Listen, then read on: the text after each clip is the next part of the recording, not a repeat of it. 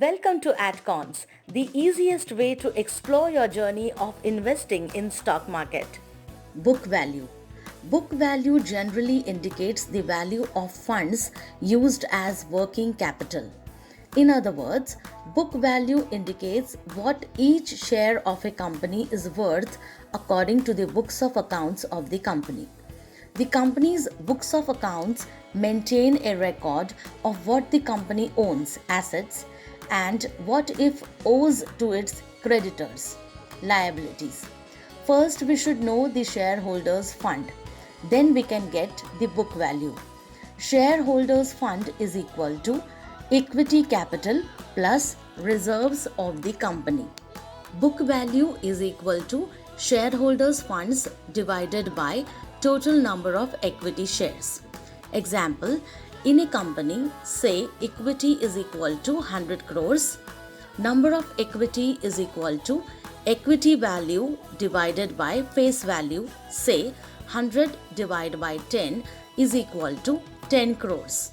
Face value 10 rupees, reserves equal to 500 crores, book value is equal to 100 plus 500 is equal to 600 divided by 10 is equal to rupees 60.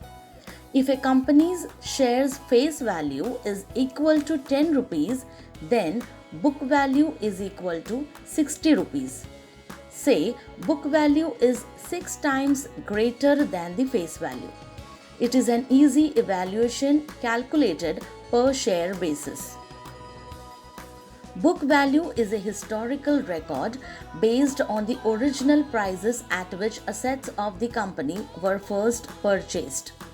It does not reflect the current market value of the assets of the company. Therefore, book value per share has limited usage as a guide for evaluating the market value or price of a company's shares. It can, at best, give you a rough idea of what your shares should be worth. The market prices of shares are generally much higher than what their book value indicate.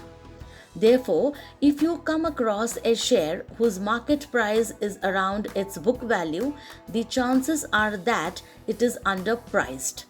This is one of the way to compare the market price is overpriced or underpriced. Reserves. The profit of the company is divided for two purposes. The company generally does not show interest to distribute all the profits. Instead, it will transfer a portion of profit as reserves. Remaining portion shall be distributed in the dividends. These figures are displayed in the balance sheets every year with accumulated total. Reserves are important for a company to utilize in growth, expansion, and diversification activities. The companies will take back the reserves for normal working when the time of depression and loss-making occurrences. Reserves also evaluated as a comparison given below.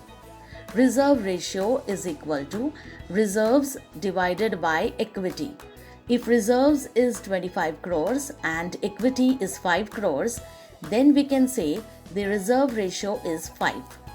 As a rule of thumb, a company that has 2 or 3 times of free reserves of its equity, then it is in a position to make a liberal bonus issue.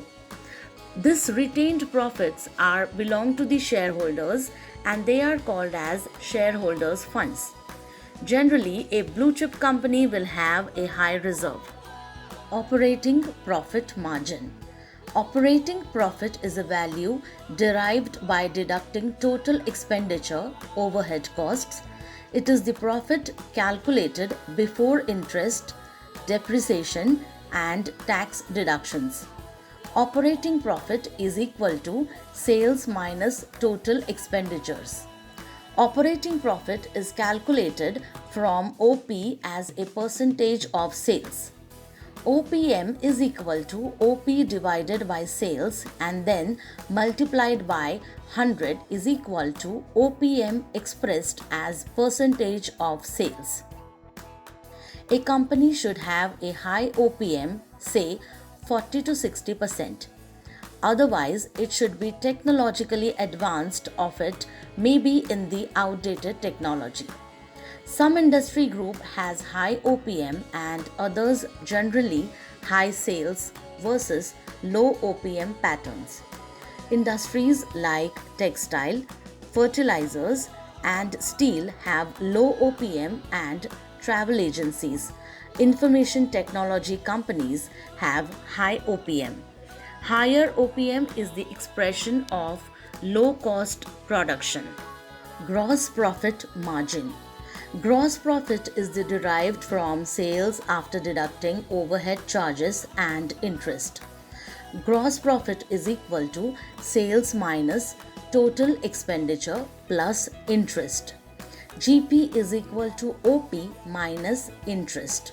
GP usually refers to profit before depreciation and taxes.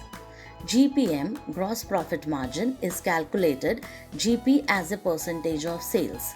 GPM is equal to GP divided by sales, then multiplied by 100 is equal to GPM as percentage of sales. Conclusion: higher GPM is the better way to growth. Please watch the next video for continued information related to the same topic. I hope you liked the video.